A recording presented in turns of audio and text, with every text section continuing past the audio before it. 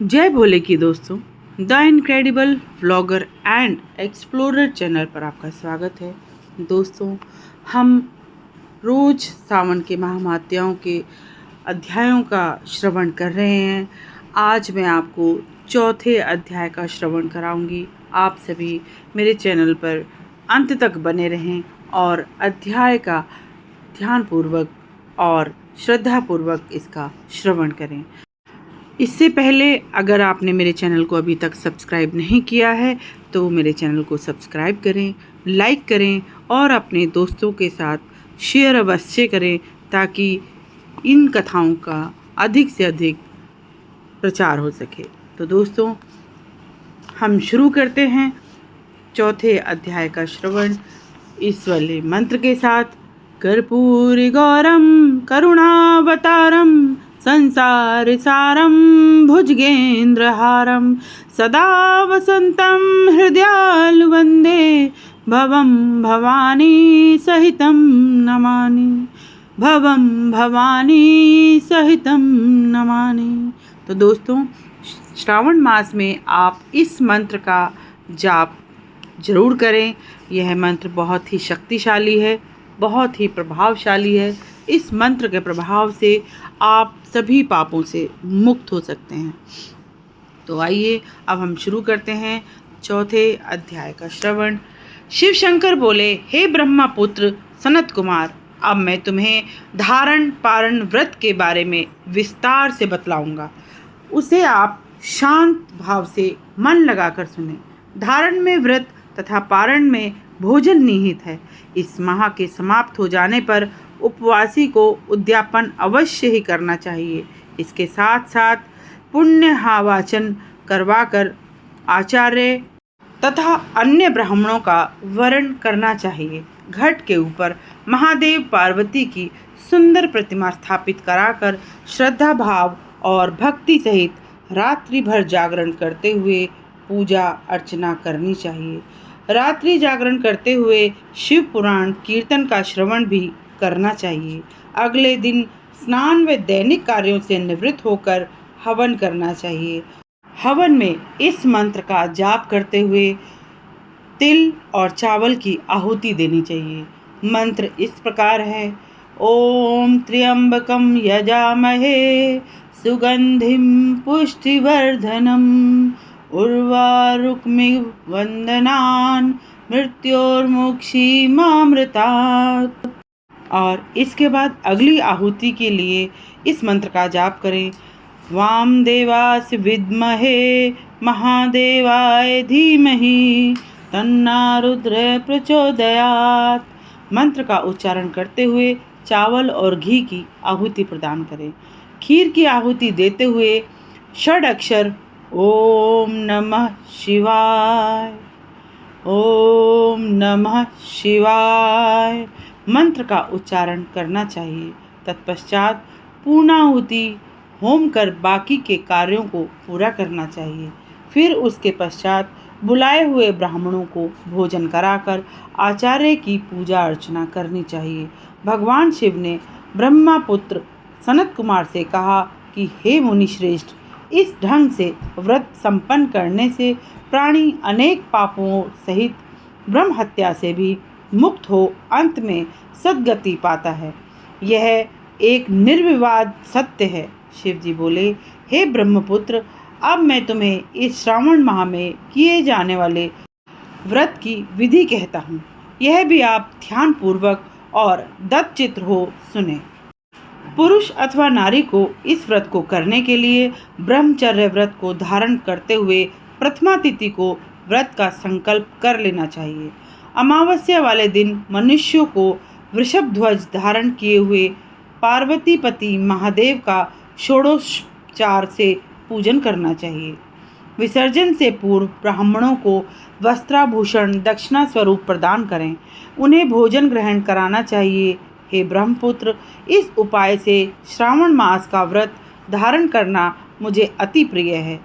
रुद्रवती विधि में संख्या 1 लाख होनी चाहिए। साधारण रुई से 11-11 बत्ती बनानी चाहिए। यह बत्ती मेरी प्रियता के कारण रुद्रावती कहलाती हैं। श्रावण मास के प्रथम दिन ही विधि के अनुसार संकल्प कर लेना उचित है। इस श्रावण मास के देवाधिदेव स्वयं शंकर जी हैं। यह संकल्प करके मैं प्रतिदिन 1000 बत्तियों से पूजा अर्चना करूँगा। पूजा अर्चना के पश्चात 1000 बत्ती से आरती करनी चाहिए या फिर प्रतिदिन 3000 बत्ती से आरती करनी चाहिए अथवा 1 लाख रुद्राबत्तियाँ जलानी चाहिए। शंकर जी ने सनत कुमार से कहा, हे ब्रह्मपुत्र, उन बत्तियों का पवित्र घी से सेवन करना मुझे अत्यधिक प्रिय है। तत्पश्चात जगत संहारक शिव शंकर की कथा का मन लगाकर और दत्तचित्त होकर श्रवण करना चाहिए। ब्रह्मपुत्र ने महादेव जी से कहा, हे देवाधिदेव महादेव, मुझ पर अनुग्रह कर यह बतलाएं कि इस व्रत का क्या प्रभाव होता है। यह व्रत किसने किया था और इसकी उद्यापन विधि क्या है। जगत पालक शंकर जी बोले, हे ब्रह्मपुत्र, मैं इस बारे में तुम्हें विस्तार से बताता हूँ, अतः आप मन लगाकर मेरी बात का श्रवण करें। यह रुद्रवती व्रत सब उपवास में अति श्रेष्ठ है, जो समस्त उपद्रवों और पापों का विनाश करने वाला है। यह पुण्य फलदायक और सौभाग्य प्रदान करने वाला है। इसकी एक अति प्राचीन कथा मैं तुम्हें कहता हूँ, अतः ध्यानपूर्वक सुनो। प्राचीन काल में क्षिप्रा नदी के किनारे उज्जैनी नाम की एक अत्यंत सुंदर नगरी थी। उस नगरी में एक अत्यंत सुंदर वेश्या रहती थी, जिसका नाम सुगंधा था। उसने अपने मोह एवं रूप जाल में फंसाकर अनेक युवा पुरुषों और ब्राह्मणों का धर्म खराब कर दिया था। उसने अपने मोह जाल से बड़े बड़े राजाओं और राजकुमारों का चरित्र नष्ट कर दिया था। उसके शरीर की सुगंध मीलों दूर तक महकती रहती थी। समस्त भूमंडल में उसके रूप, लावण्य, कांति, यौवन और मादकता की चर्चा थी। नृत्य कला तथा दैहिक आकर्षण में तो रंभा और उर्वशी सरीखी देवांगनाएं भी उसके समक्ष अति तुच्छ लगती थीं। एक दिवस वह अपने कौतुक दिखलाती हुई तथा कटाक्ष और कामबाण चलाती हुई क्षिप्रा नदी के तट पर पहुंची। उस तट पर उसने चारों ओर ऋषि मुनियों को स्नान ध्यान में मग्न देखा। वहां पर कुछ ब्राह्मण क्षिप्रा नदी के जल में स्नान कर रहे थे और कुछ ऋषि मुनि जप तप में लीन थे। कुछ ब्राह्मण शिव पूजन में तल्लीन थे तो कुछ विष्णु पूजन कर रहे थे। उन सभी ब्राह्मणों और ऋषि श्रेष्ठ पर उस वेश्या की दृष्टि पड़ी। उसका मन काम वासना की ओर से हट गया और सांसारिक भोग उपभोगों से विरक्त हो गई। वह ऋषिराज वशिष्ठ के सम्मुख जाकर भक्ति एवं श्रद्धा भाव से उन्हें बार बार नमन करती रही।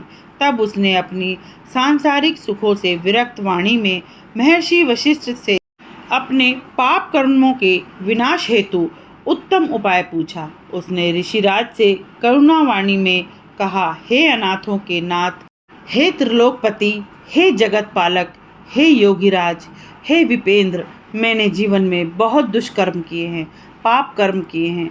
आप उन सब दुष्कर्मों और पापों के विनाश का कोई उत्तम उपाय बतलाएं। इस पर महर्षि वशिष्ठ बोले, हे सुंदरी, मैंने तेरे सारे दुष्कर्मों और पापों को जान लिया है, अतः उन सब से छुटकारा पाने का उपाय एकाग्रचित होकर मुझसे सुनो। हे भद्रे, अब तुम त्रिलोक में प्रसिद्ध वाराणसी नगरी में जाकर तीनों लोकों में प्रसिद्ध रुद्रावती नाम व्रत को धारण करो।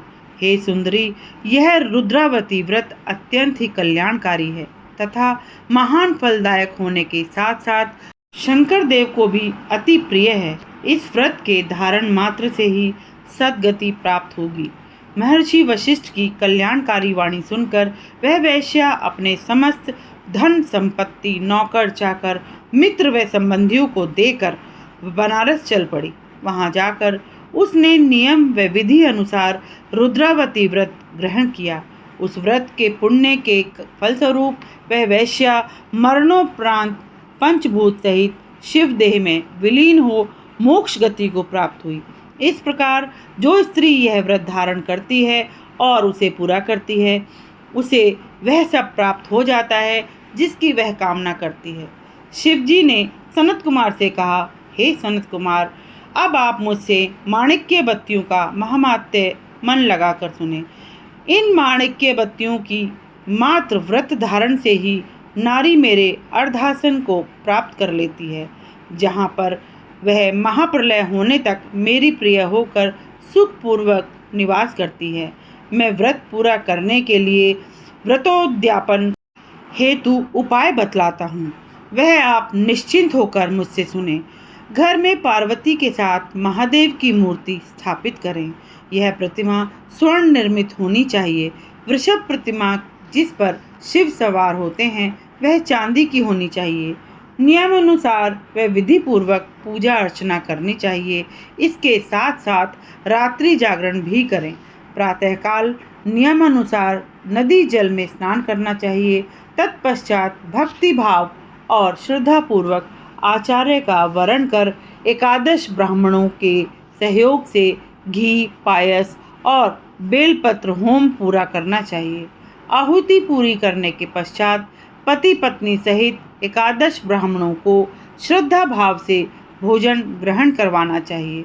अतः इस विधि और उपाय से जो स्त्री व्रत करती है वह सब प्रकार के दुष्कर्मों और पापों से मुक्त होकर अंत में सद्गति प्राप्त करती है। तो दोस्तों, यहाँ हमारे चौथे अध्याय का समापन होता है।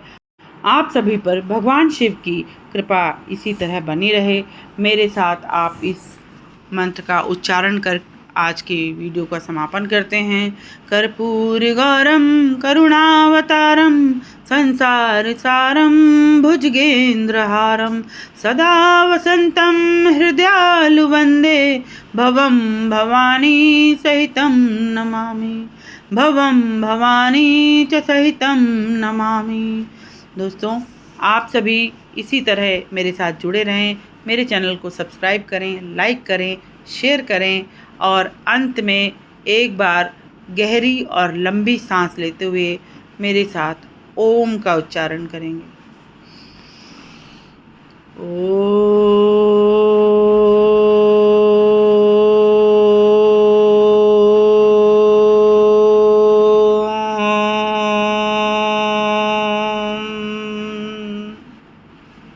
दोस्तों, भगवान शंकर आप सभी पर कृपा करें। जय भोले की।